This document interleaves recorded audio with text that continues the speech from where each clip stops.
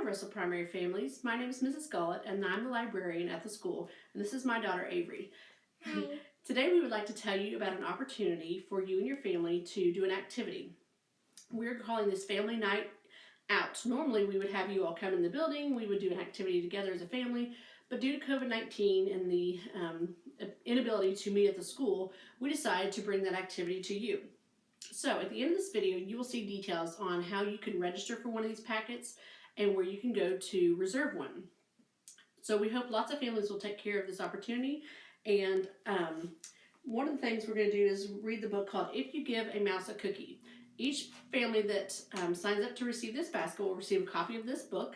They will also receive several things that our Greenup County Extension Office and our Frisky office here at Russell Independent Schools has put together, such as a mixing bowl, measuring spoons, chocolate chip cookie ingredients, a recipe card, and a copy of this book, plus some aprons for you and your kids to enjoy. So we hope that you will sign up for this packet, take this book out, read it with your family, make the cookies together, just have a fun family activity and throw in some literacy on top of it and just show your kids how exciting reading can be. We hope you enjoy this activity and we hope you sign up for it. Thank you. Maybe even have them read it.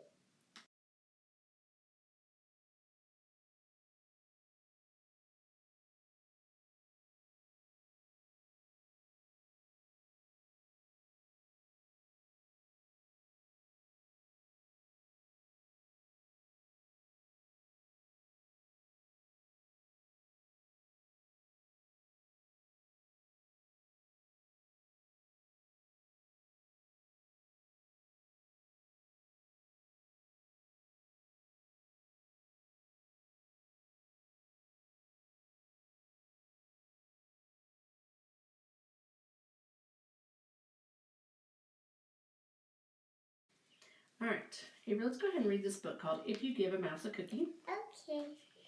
All right. And as we read, just read all the words you know, and if you don't know a word, you kind of get stuck on it, I'll help you with some different strategies, okay? Okay. All right, so go ahead and read this first page. If you give a mouse a cookie,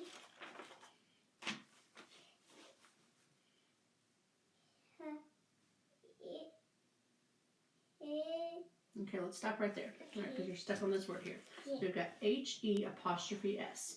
All right, so let's look at this strategy here. Number 3, get your mouth ready to say the word. So what's the first sound you're going to hear? He. Okay, so you see H-E, so H-E. He. And then what is an He. S? He's, yes, he's. Good. He.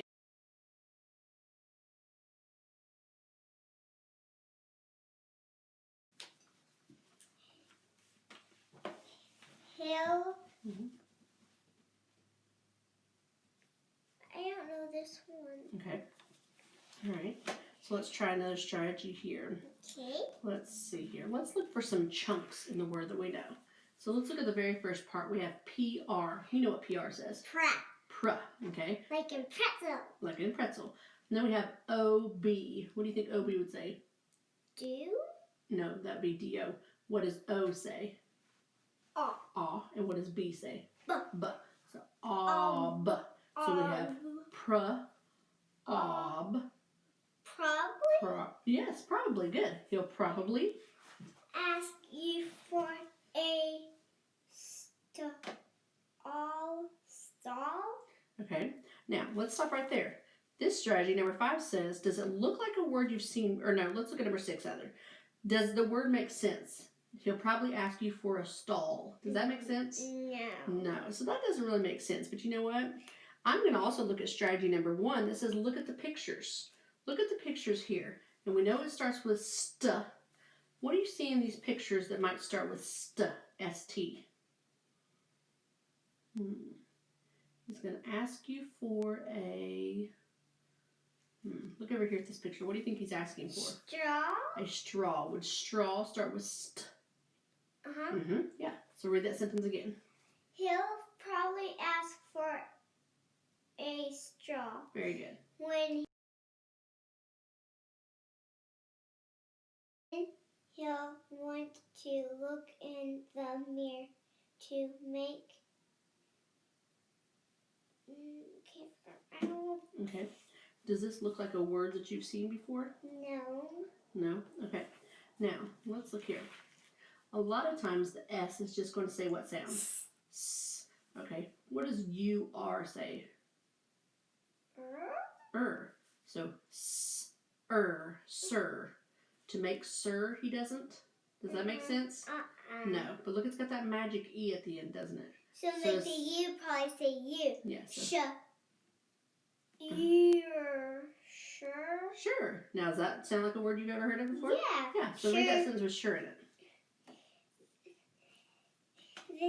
Then he'll want to look in the mirror to make sure he doesn't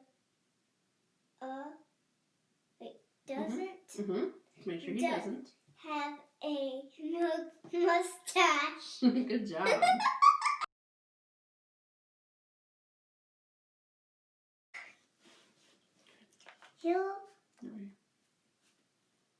Looking at the refrigerator will remind him that he's thirsty. All right, so let's think back on the rest of the story. How did it all start?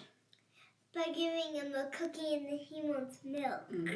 So he was thirsty then, so if you gave him milk then, and now all of a sudden he's thirsty again, what is he probably going to want? Think back to what the story's about.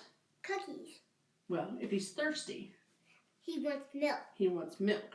And so then it's going to kind of come full circle and come back to the milk. And then if he has milk, think about the story. What is he probably going to want to go with the milk? A cookie. A cookie. Because in the beginning, he wants a cookie. And then to go with the cookie, he wants milk. Right. So they just switched the order. Exactly. So that's how I knew. Good job.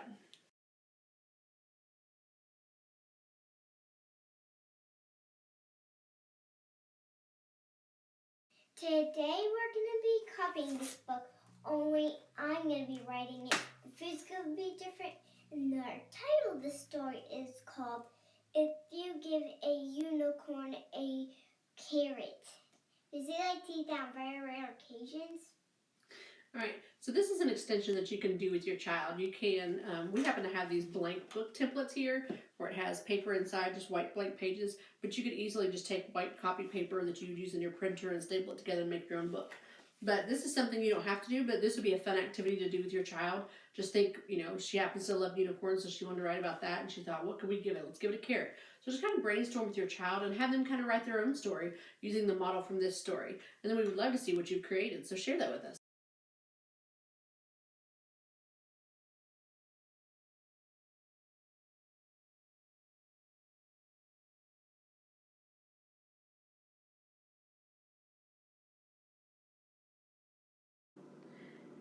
We've given you pre-made cookie dough that you can just put straight in the oven, but we've also included a recipe for making your own homemade chocolate chip cookies. So here we're going to demonstrate how you can involve literacy in cooking. So if you have a child who's able to read some or just a little bit, you can always involve them in reading the recipe and help them when necessary. This is also a good chance to talk about measuring and mixing and different cooking terms. Lots of math and literacy involved here. So let's get cooking. Involve all your family, even younger siblings, in it. You can help them learn how to measure, or you can pre-measure things to pour in the mixing bowl together. Cooking is a great time to learn measurement. So our student here needs 1 cup of sugar, but she only has a ½ cup measuring cup. So watch her as she thinks through the process of how many cups she will need to fill in her bowl. There's half and half make a full. Good. So she discovered that a ½ cup and a ½ cup make a full, so she needs 2 full cups. You can also take the time to talk here how you need to make sure the measuring cup is nice and full of sugar and not only filled part of the way. So if you don't get it all the way, go back and refill some more. This is also a great opportunity to teach your kids cooking skills like how to crack an egg. Tip here is to crack onto a separate bowl before adding to the mixing bowl to avoid getting extra shells in the mix.